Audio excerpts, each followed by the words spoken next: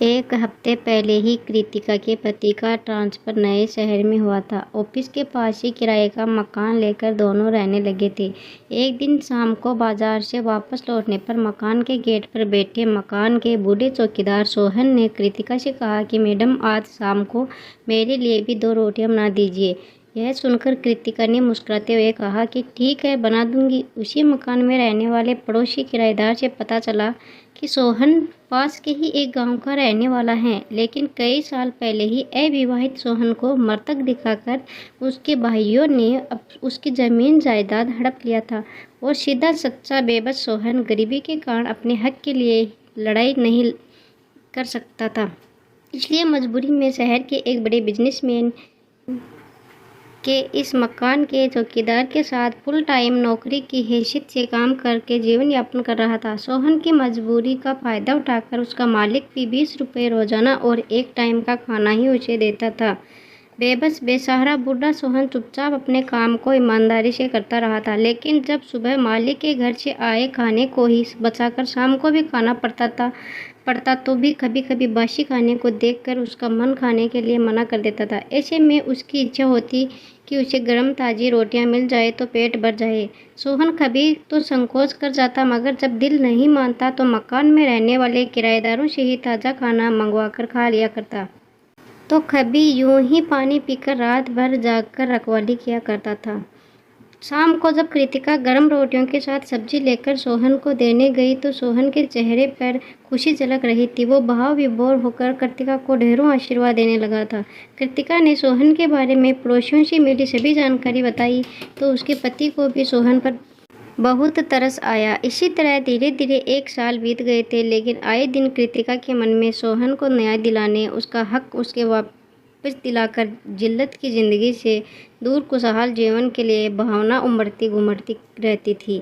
एक दिन कृतिका के पति को ऑफिस के काम से दूसरे शहर जाना पड़ा तो कृतिका घर में अकेली ही थी।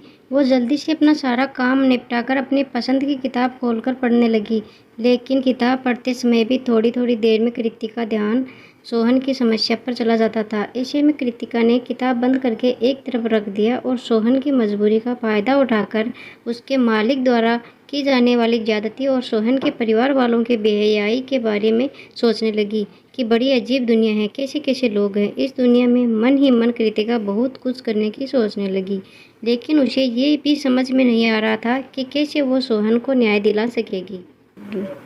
शाम को सोहन की तबीयत भी कुछ ठीक नहीं थी तो उसका मालिक उसे दवाएं देने के साथ साथ अभद्र भाषा में न जाने क्या क्या बोलता जा रहा था। मकान के सभी किराएदारों को सोहन के साथ उसके मालिक का ये बर्ताव पसंद नहीं आता था, लेकिन वो कभी उसका पुरजोर विरोध नहीं कर सके। जैसे जैसे रात गहराती चली गई वैसे वैसे सन्नाटा भी गूंजने लगा था और उस सन्नाटे में बीच बीच में सोहन के कहराने की हल्की आवाज़ भी गूंज रही थी। बाकी किराएदारों की तरह कृतिका भी सोहन का हालचाल पूछकर अपने रूम में जाकर दरवाजे को लॉक करके बिस्तर पर लेट गई। थोड़ी देर बाद सोहन के कराहने की आवाज़ भी आना बंद हो गई थी। शायद दवाओं के असर में उसे नींद आ गई थी। कृतिका हल्की नींद में ही थी कि तभी दरवाजे पर किसी ने उसे आवाज़ देकर बुलाया। पूछने पर उसके पति की आवाज़ उत्तर में आई तो कृतिका ने दरवाज़ा खोला। कृतिका के पति के हाथ में एक मोटी फाइल थी, जिसे कृतिका को दिखाते हुए उसके पति ने कहा कि देखो, ये फाइल मैंने सोहन के बारे में पूरी छानबीन करके उसे उसका हक दिलाने का फैसला कर लिया है। पति के हाथों में फाइल लेकर कृतिका ने चौंक कर खुशी से कहा कि हाँ सही, आपने बहुत अच्छा किया है, हमें सोहन को न्याय दिलाना ही होगा। आखिरकार किसी जीवित इंसान को इस तरह कोई मृतक कैसे घोषित कर सकते हैं, ऊपर से उसका मालिक भी उसकी मजबूरी का फ़ायदा ले रहा है। कृतिका यूं ही बिस्तर पर लेटे हुए नींद में बड़बड़ा रही थी और सुबह की सूरज की धूप खिड़की से भीतर आकर कमरे की दीवारों पर फैलती जा रही थी। इतने में मोबाइल बजने लगा था। कृतिका हड़बड़ाहट में नींद से जागकर इधर उधर देखने लगी तो कमरे में उसके सिवा कोई और नहीं था। साथ ही मोबाइल पर बजने वाली ट्यून भी खामोश हो गई थी। मोबाइल पर उसके पति की कॉल दोबारा आने लगी तो कृतिका की चैतन्य वापस आई। उसने कॉल रिसीव करते ही पूछा कि क्या आप अभी वहीं हैं? क्या रात में घर वापस नहीं आए थे? आप कोई फाइल मुझे दे रहे थे ना, वो फाइल कहाँ है? कृतिका के पति ने इतने सारे सवाल एक सांस में पूछने का कारण जानना चाहा तो कृतिका चुप रही। उसे रात के देखे सपने और हकीकत में फ़र्क समझ में आ गया तो वो बोली कि कुछ नहीं, शायद मैंने सपना देखा था। आप तो आज वापस आओगे ना? कृतिका ने अपने देखे सपने के बारे में विस्तार से बताया तो उसके पति ने उसे ज़्यादा न सोचने और अपना ख्याल रखने की बात कहकर बात खत्म की। कृतिका फ्रेश होने के लिए बाथरूम की तरफ जा ही रही थी कि नीचे से कुछ आवाज़ें सुनकर बालकनी से देखने लगी तो मालूम हुआ कि रात में सोहन सोने के बाद सुबह नींद से जागा ही नहीं। वो अब इस दुनिया से विदा होकर अंतिम यात्रा पर जा चुका था। कृतिका सोहन की अचानक हुई मौत से अवाक रह गई थी। कभी वो अपने रात के सपने के बारे में सोचती तो कभी सामने ज़मीन पर पड़े सोहन के बेजान शरीर को देखती।